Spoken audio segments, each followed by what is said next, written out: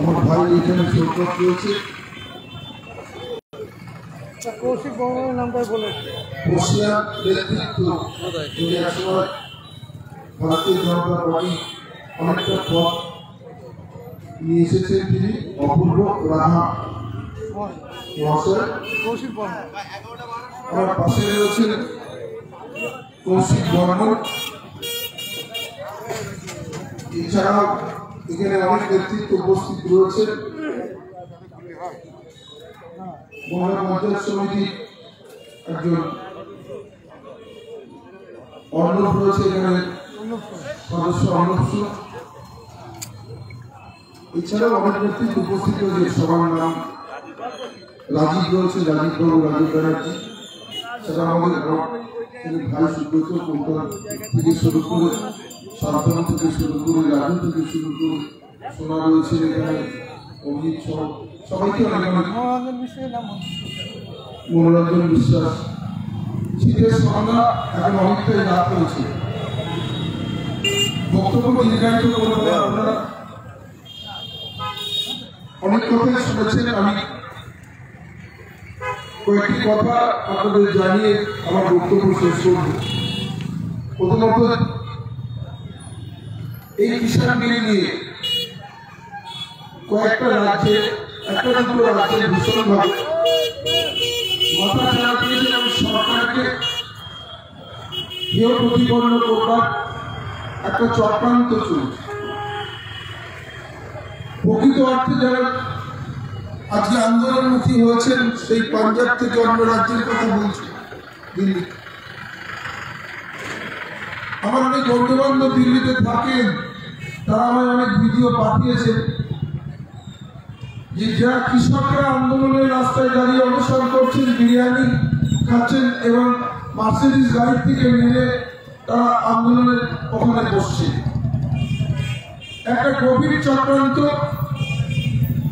কেন্দ্রের সরকার, ভারতীয় জনতা পার্টির সরকারকে হেয় প্রতিপন্ন করবার একটা কৌশল নেওয়া হয়েছে। এই বিলটার কি আছে? আপনি আপনার উৎপাদিত ফসল আপনি ভারতবর্ষের যে কোনো জায়গায় বিক্রি করতে পারেন।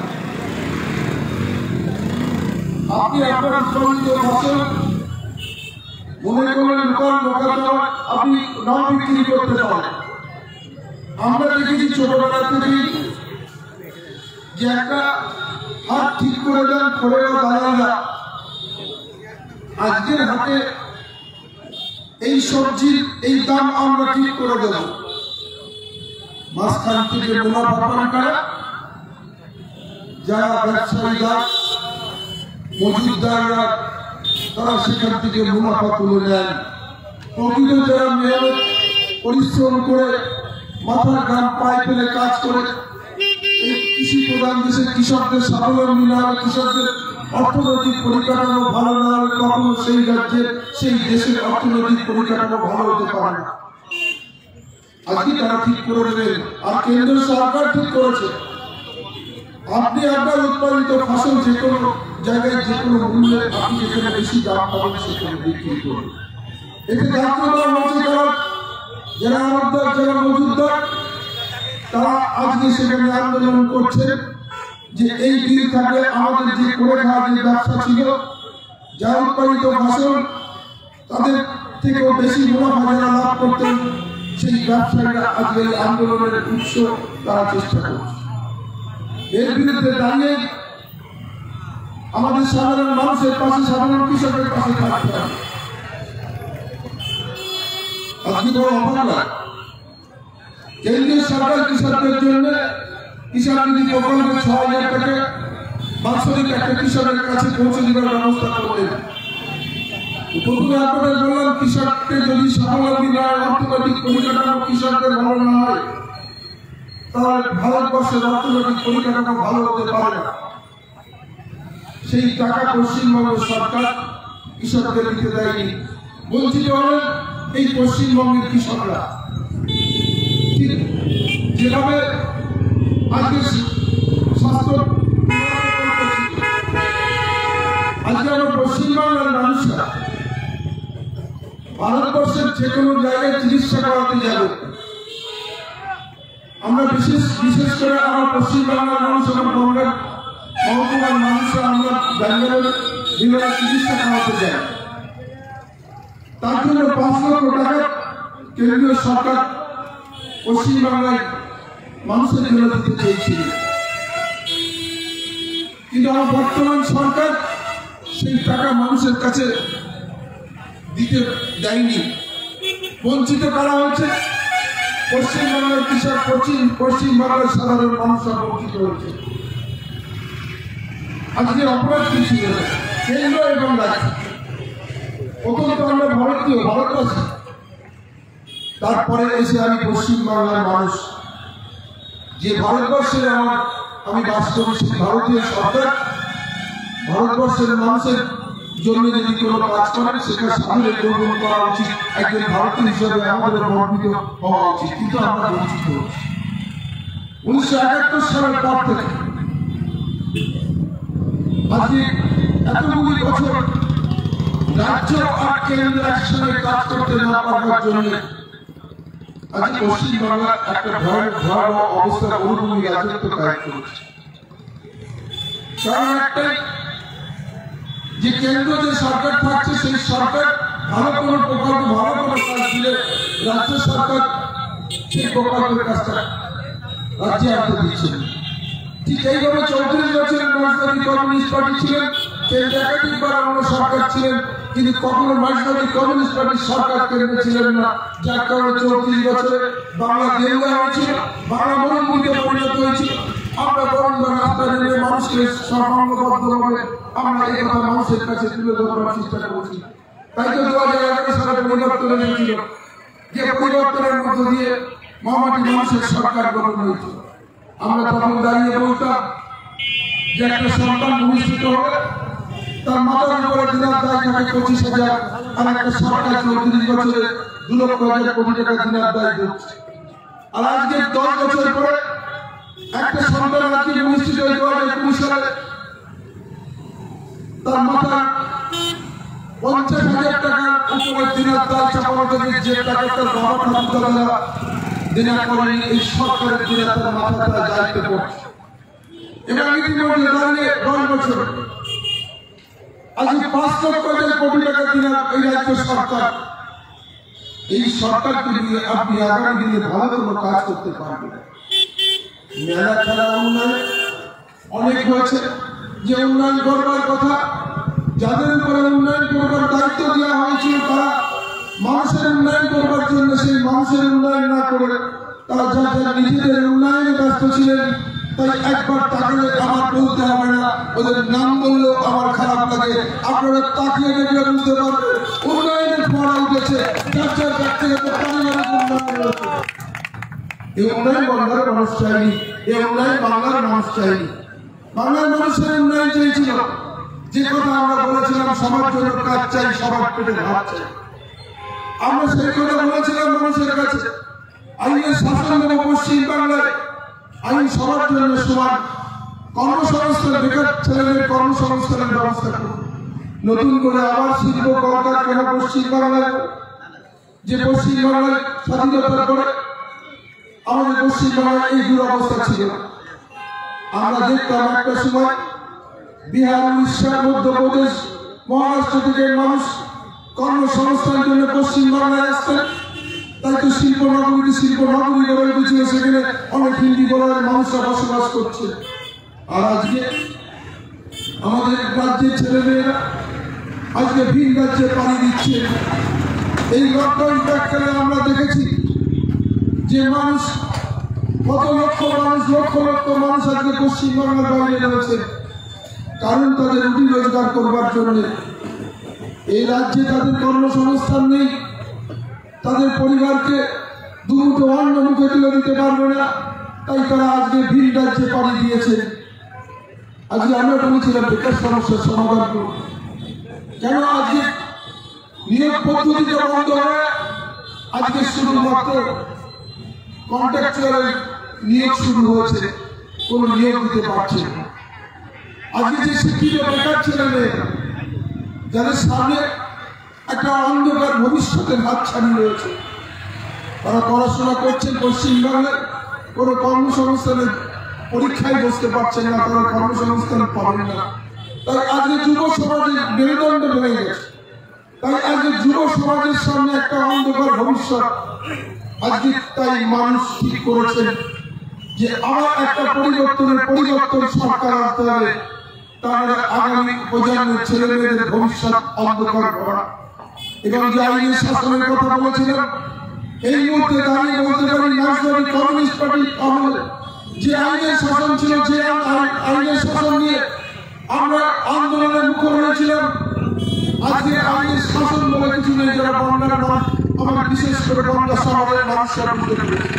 আপনি যাবেন থানাতে একটা কমপ্লেন করাতে, আগে জিজ্ঞাসা করবে যে এর কমপ্লেন নেওয়া যাবে কিনা, না হলে ওখানে আপনি কাগজটা রেখে চলে যান। তারপরে আমরা ভাববো। গতকালকের একটা ঘটনা, যে একটি বাড়িতে যে তার ছেলেটিকে ডাকিয়ে অম্লান সরকার নামে, আমি এসপি সাহেবকে বলেছি দেখবার জন্য, যে তার বাড়িতে যে তাকে ডেকে এনে মারধর করা হয়েছে, হাসপাতালে অ্যাডমিট হয়েছে। অপরাধ সে এবিবি সমর্থক কেন? তার বাড়িতে আমি বুঝলাম রাস্তায় দাঁড়িয়ে তাকে বা কোনো কলেজের মধ্যে মারামারির মধ্যে জড়িয়ে পড়েছে, তা কিন্তু নয়। তার বাড়িতে যে তার বাড়িতে তার মায়ের সামনে দাঁড়িয়ে তার মাকে হেনস্থা করা হচ্ছে। এটা কোন রাজনৈতিক দল? এটা এমন একদিন শাসনের মধ্যে পড়েছি, স্বৈরাচারী শাসনের মধ্যে পড়েছি।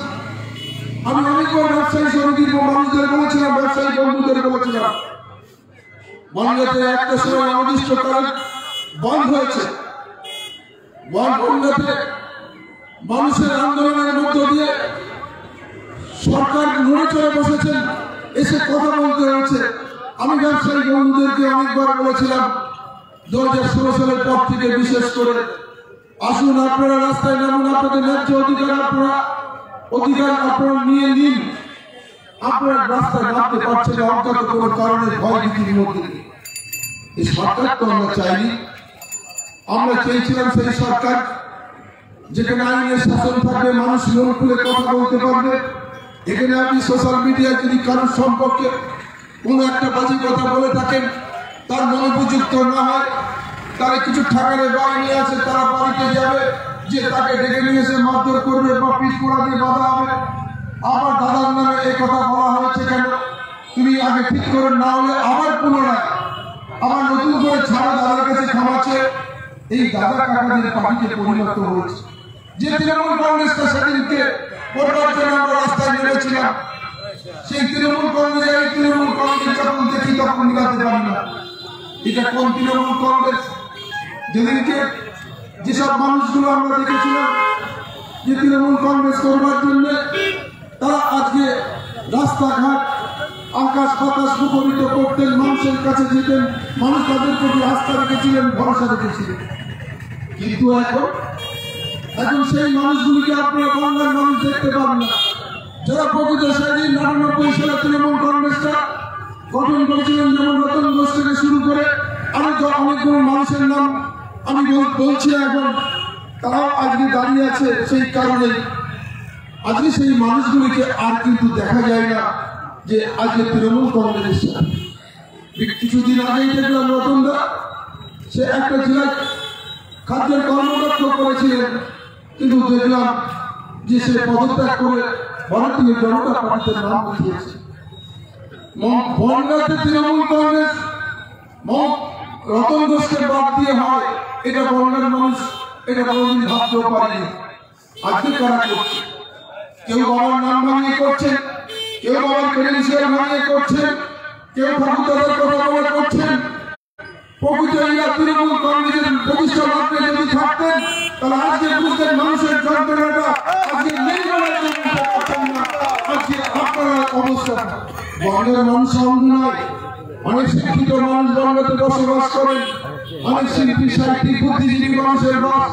সবটাই ত্যাগ করেন একজন রাজনৈতিক নেতা, তার পায়ের থেকে মাথা পর্যন্ত তার পরিবেশ তার সে কিভাবে চলতো 2010-এর আগে আর কিভাবে চলছে 2020-তে, এ কিন্তু বঙ্গের মানুষ তার প্রতিটা অক্ষরে অক্ষরে বুঝতে পারেন।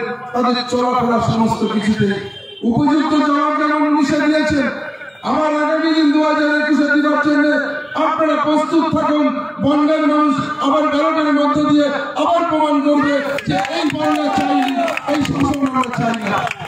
আজকে তো এই ভাবতে অবাক না যে আজকে যখন আমরা দেখি যে একটা স্বাস্থ্য বিমার কথা বলছে, মানুষের কাছে ঘরে ঘরে যাচ্ছে, যে বলছেন এতদিন 10 বছর পরে মনে হচ্ছে আমার সরকারের যে আজকে দুয়ারে যেতে হবে।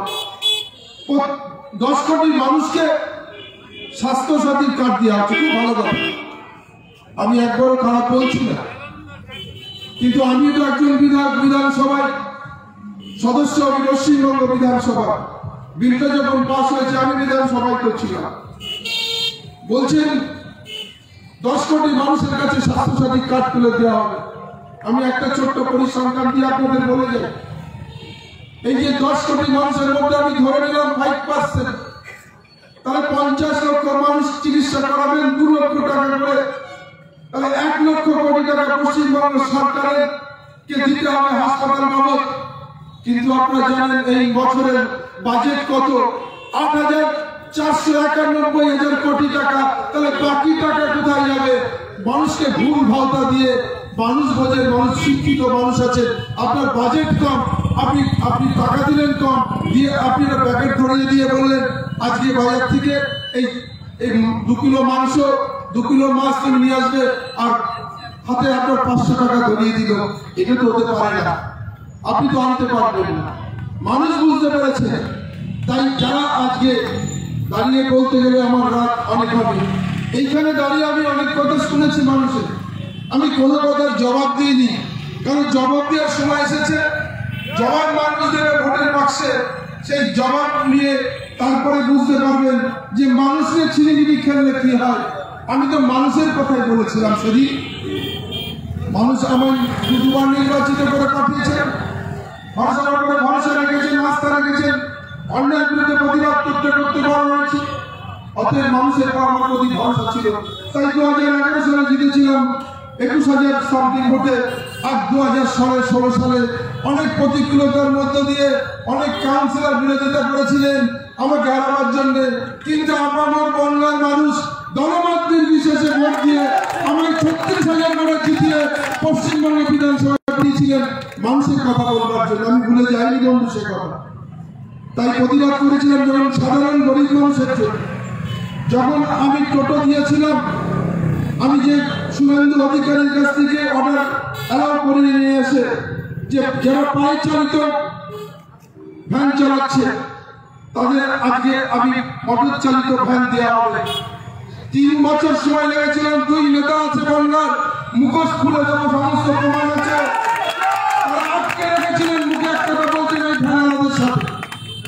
সেই ভ্যান বের করতে আমার 3 বছর লেগেছিল। আমি সরকারি দলের একজন বিধায়ক, পয়সার উপরে দাঁড়িয়ে পয়সা দিয়ে দোদণ্ড প্রতাপ ভাব দিয়ে আপনার কে গেছিলেন। যেদিনকে আমি এই 78 বাস স্ট্যান্ডে দাঁড়িয়ে ওই সেই ভ্যানগুলো উদ্বোধন করেছিলাম, আর সেদিন কিছু কথা বাংলার মানুষের জন্য বলেছিলাম, আমি স্মরণ করে দিয়ে গেলাম। আজকে মনে রাখবেন যে আমি সেই মানুষ, যে আমি সেদিনকে দাঁড়িয়ে এক দলের থেকে দলের বিরুদ্ধে প্রতিবাদ করেছিলাম, অন্যায়ের বিরুদ্ধে প্রতিবাদ করেছিলাম।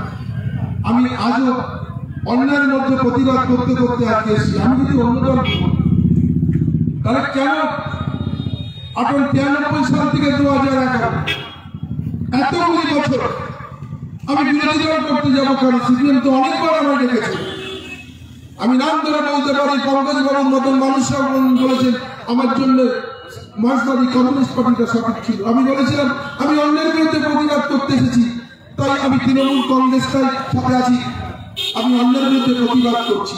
যদি এমন কোনো দিন আসে যে আমরা সরকারে আসবার পরে আমরাই আজকে স্বৈরাচারী হয়েছি, আমাদের রক্ষকের জায়গায় ভক্ষকের ভূমিকা হয়েছি, তাহলে সেদিন প্রতিবাদ করব।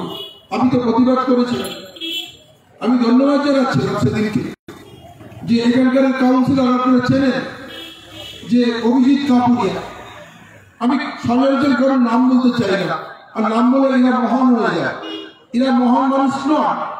সেই কাপুরিয়া এবং দিলীপ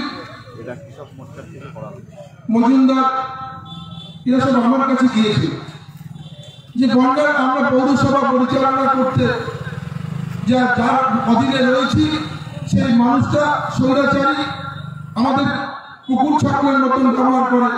আমরা যাই, আমাদের কোনো কথা শোনা হয় না, চলে আসি। এই অন্যায় অত্যাচার এরপরে যদি মেনে নিই তাহলে মানুষ আমাদের ক্ষমা করবে না। এই কথা বলে আমার কাছে যে ওরা একটা 14 দিনের লিস্ট নিয়ে বলেছিল। আমি আবার বলি, আমি রাতের অন্ধকারে লুকিয়ে বা ছাপ্পা ভোটের মধ্যে দাঁড়িয়ে আমি বনগাঁয় নির্বাচিত হইনি। আপনারা আমায় ভোটের মাধ্যমে, ব্যালটের মাধ্যমে নির্বাচিত করে পাঠিয়েছিলেন। তাই যারা অন্ধকার ঘরের মধ্যে লুকিয়ে এসে ছাপ্পা ভোটে জিতে আসেন তাদের কথা আলাদা। তাই সেদিনকে এই মানুষগুলি 14 জন কাউন্সিলর নিয়ে আমার কাছে এসেছিল। আমি সেদিন বলেছিলাম যে তোমরা যদি সঠিক প্রতিবাদ করবার মানসিকতা তৈরি করে থাকো তাহলে আমি থাকবো। আর আমি সেদিন যদি না থাকতাম তাহলে বনগাঁর আপামর সাধারণ মানুষ সেদিন আমার এই কাউন্সিলররা যে দাঁড়িয়ে বলতো যে বিধায়ক আমাদের পাশে থাকতো, যদি তাহলে আমরা সঠিক প্রতিবাদ করতে পারতাম, আমরা এমন একজন পৌর প্রধানকে সরাতে পারতাম, কিন্তু বিধায়ক আমাদের সরাতে দেয়নি। সেদিনকে দাঁড়িয়ে বনগাঁর মানুষের কাছে আমার পরিচয় দিতে হতো। এবং আমি একজন দুর্নীতিপরায়ণ এবং অন্যকে আমি আপোষ করছি যে অপরাধী আর যে অপরাধ সরে সে উভয় সম অপরাধী। তাই আমি সেই অপরাধী হতাম। তাই আমি প্রতিবাদে সামিল হয়েছিলাম। আমি দলের সর্বোচ্চ নেতৃত্ব আমি নিজে গেছিলাম। আমি নিজে যে কথা বলেছিলাম, 2 জন ব্যক্তির নাম বললেন, আমি তো ওদের বলে দিয়েছি ওদের সরিয়ে দিতে।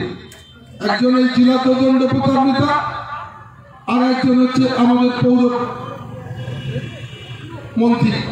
এই 2 জন মানুষের পরে দায়িত্ব দিয়েছিলেন, আর এই 2 জন মানুষ পরে পরে আমায় ঘোরাচ্ছিলেন। আর কাউন্সিলরদের নিয়ে আমি দৌড়ে দৌড়ে ঘুরে এ হোটেল থেকে পালিয়ে ওই হোটেল, ওই হোটেল থেকে পালিয়ে ওই হোটেল, কারণ রাত্রিবেলা পুলিশ চেক করতো, নানা রকম কেস দিয়েছি। এরা আমায় কথা দিয়েছিল যে মনে গেলে একসঙ্গে মরবো। বনগাঁর মানুষের জন্য এই প্রতিবাদ আমরা রাস্তায় নেমেছি, আমরা এই প্রতিবাদ করবো বলেছিল। কিন্তু এই সবচেয়ে বড় অপরাধী আমার মনে হয় পৌর প্রশাসকের থেকে আমি মনে করি যে এই কাউন্সিলরগুলো রাতের অন্ধকারে যেদিন বেইমানি করে আবার তাদের সঙ্গে অন্যায়ের সাথে হাত মিলাতে গিয়েছিল, তারা এদের কিছু টাকার দরকার ছিল। এরা কিছু নিজেদের দাম বাড়িয়ে দিয়ে কিছু অর্থের বিনিময়ে আবার সেই জায়গায় পৌঁছে গিয়েছে। আগামী দিন মানুষের জবাব দিয়ে দেবে ব্যালটের মাধ্যমে। আর কোনোদিন কাউন্সিলর হতে হবে না, আমি দায়িত্ব নিয়ে বলে যাই কথা। আর যারা এই বেইমানিটা করেছিলেন তাদের জীবনের জনপ্রতিনিধি করবে না বনগাঁর মানুষ। আমি নিবিড় বিশ্বাস করি, ভরসা রাখি বনগাঁর মানুষের প্রতি। দেখতে পাবে আগামী দিনে। আমার এখানে দাঁড়িয়ে বলেছিল যে এখানে পরিযায়ী মানুষ বনগাঁয় আশ্রয় দেওয়া হবে না, আমরা ঠিক করবো। উনি বনগাঁ, আমি এই বনগাঁতে আমার বনগাঁ বিধানসভায় আমি আমার জন্মগ্রহণ করেছি। আমি এখান থেকে ছোট থেকে বেড়ে উঠেছি, বড় হয়েছি। এইখানে দাঁড়িয়ে এমন একজন কাউন্সিলর বলছে পরিযায়ী শ্রমিক বনগাঁতে কখন আসবে, কখন যাবে, আমরা ঠিক করে দেবো। আমি তাকে বলি, যদি 2015 সালে নির্বাচনে পাশে না দাঁড়াতাম, হেরে ভাড়া না, ওর টিকিট পেত না, ওকে কেউ চিনত না। এমন অপদার্থ হতে পারে মানুষ, এমন অপদার্থ হতে পারে। আমার ভাষার জ্ঞান আমি কোনোদিন ভাবতে পারি না। যাকে আমি সিআইসি করেছিলাম, এখানে একজন নেতা আছে যিনি এখন তখন বলতে পারতেন, মামা বলে ডাকতেন, যে আমার জন্য অত্যন্ত ওকে একটা সিআইসি করে দেওয়া হোক। ওকে টিকিট দেওয়া থেকে জিতানো থেকে সিআইসি করা হয়েছিল। তার মুখে শুনতে হচ্ছে আমি পরিযায়ী শ্রমিক। আমি আজকে দাঁড়িয়ে এখানে বলে দিয়ে যাই, আর মাত্র 3-4 মাস পর এই নির্বাচনের মধ্য দিয়ে ভারতীয় জনতা পার্টি বিপুল সংখ্যক আসন নিয়ে, 200-র উপর আসন নিয়ে পশ্চিমবঙ্গে ক্ষমতা আসবে। আর এই যারা বলছিলেন বন্যায় অনেককে দেখতে পাবেন যাদের মুখ দিয়ে পরিযায়ী কথাটা বেরিয়েছে। আমি অবিশ্বাস এপ্রিল মে যে মাসে ভোট গণনা শুরু হবে, আর বন্যায় দেখবেন অনেক পরিযায়ী মানুষ হয়ে যাবেন, আর বন্যাতে ফিরে আসবে না, বন্যার বাইরে বেরিয়ে যাবে। আমি বলতে চাই না তাদেরকে, এরা মহিলা পরিযায়ী কথাটা বলছে, এরা নিজের মনে প্রাণে বিশ্বাস করেছে যে মে মাসের নির্বাচনের পরে ভোট গণনা শুরু হবে, আমরা সবাই পরিযায়ী হয়ে যাবো। তাই পরিযায়ী কথাটা এদের মুখে খুব মানাচ্ছে, এরা খুব ভালোভাবে পরিযায়ী কথাটা বলতে পারছে। তাই বক্তব্য দিতে ব্যর্থ করবো না। যারা আজকে তৃণমূল কংগ্রেসটা প্রতিষ্ঠিত করেছিলেন, যারা আজকে তৃণমূল কংগ্রেসের নিজের রক্ত ঘাম নির্ণয় দিয়েছেন, মাথার ঘাম পায়ে ফেলে আজকে সেই মানুষগুলো নীরবে নির্বিতে কাঁদছেন। তাদের উপরে স্বৈরাচারী শাসন চালাচ্ছেন।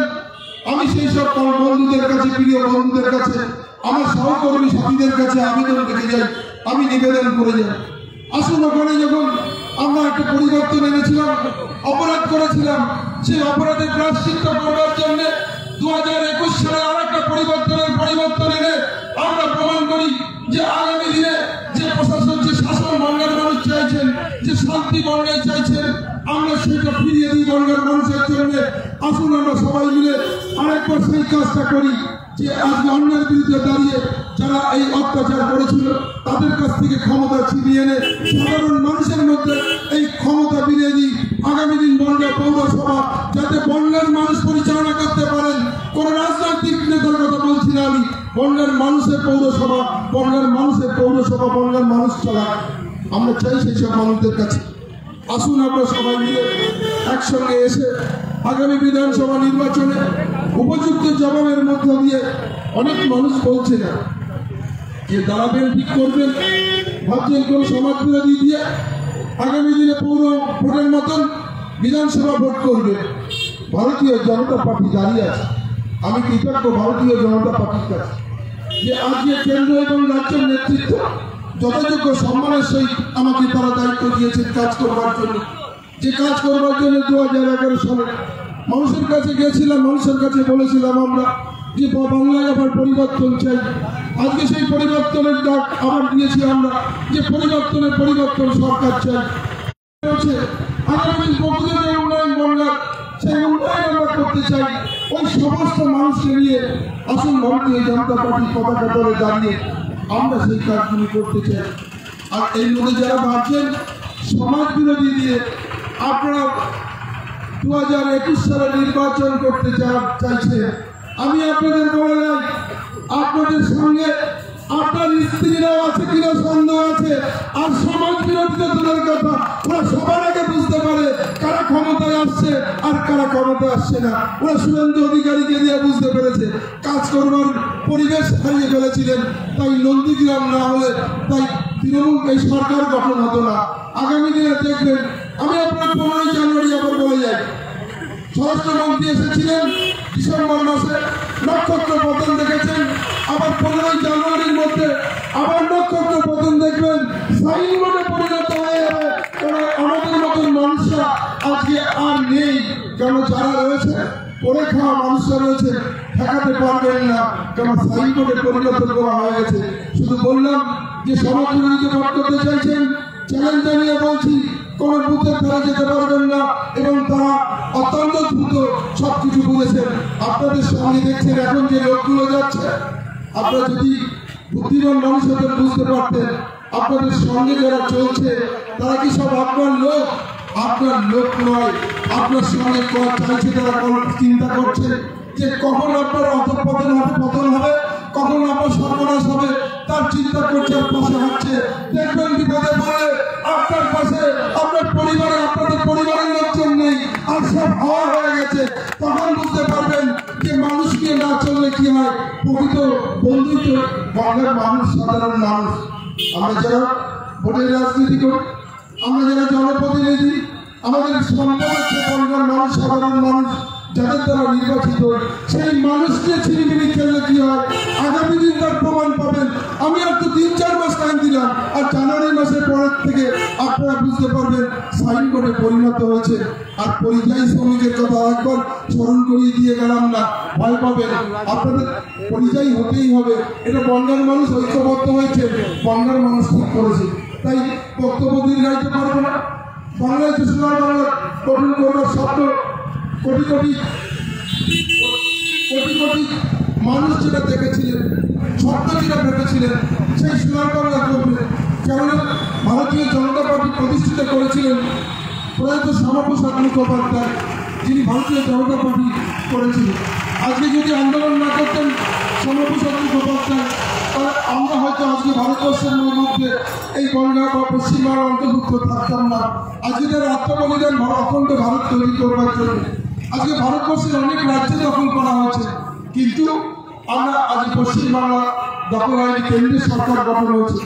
তাই শ্যামাপ্রসাদ মুখোপাধ্যায়ের জন্মভূমি হিসাবে ভারতবর্ষের প্রধানমন্ত্রী নরেন্দ্র মোদীজি এবং স্বরাষ্ট্রমন্ত্রী অমিত শাহ চাইছেন এই পশ্চিমবাংলাকে সোনার বাংলা তৈরি করার যে স্বপ্ন কোটি কোটি বাংলার মানুষ দেখেছে, যে আজকে সেই বাংলাকে সোনার বাংলা করবার জন্য কথা আমাদের সাথে একাধিক মিটিংয়ে ভারতবর্ষের প্রধানমন্ত্রী বলেছেন, আমাদের সঙ্গে একাধিক মিটিংয়ে স্বরাষ্ট্রমন্ত্রী বলেছেন যে আমরা পশ্চিমবাংলায় কাজ করতে চাই শ্যামাপ্রসাদ মুখোপাধ্যায়ের জন্মভূমিতে।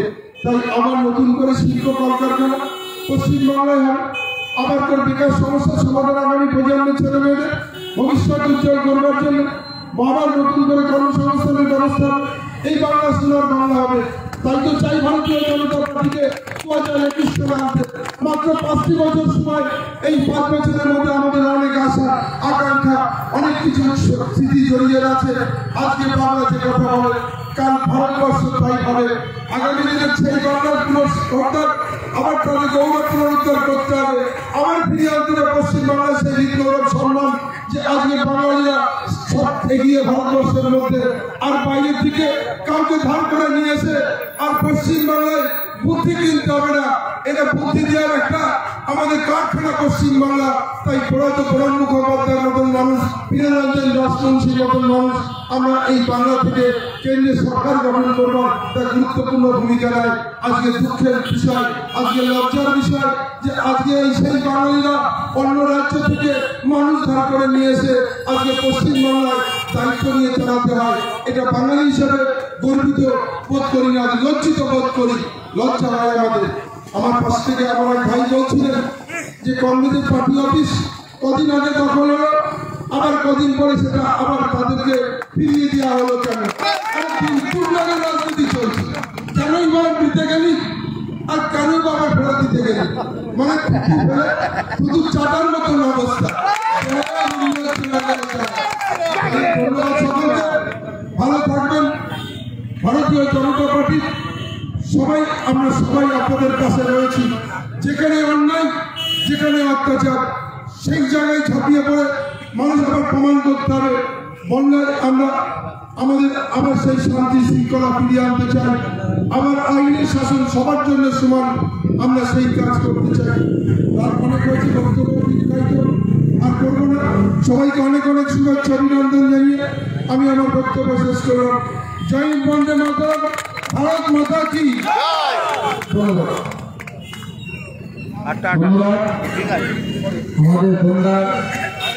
আমাদের